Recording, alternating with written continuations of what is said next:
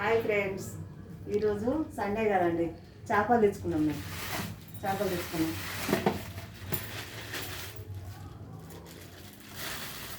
చేపలు తెచ్చుకున్నామండి. అవి క్లీన్ చేయడానికి నిమ్మరసం పిండుకోవాలండి. నిమ్మరసం పిండుకుంటే చాలా నీట్గా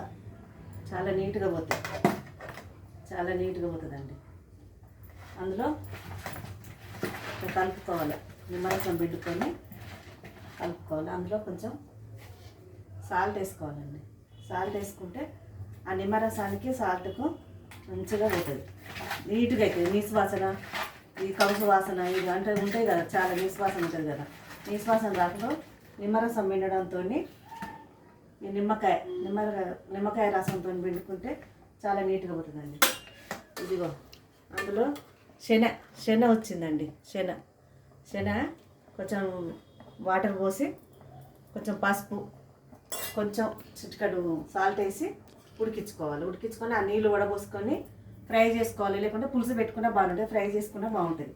ఈ చేపలుగా నీట్గా చేసుకున్నామండి. కొంచెం చాలా నీట్గా పోతాయి. బాయ్ అండి.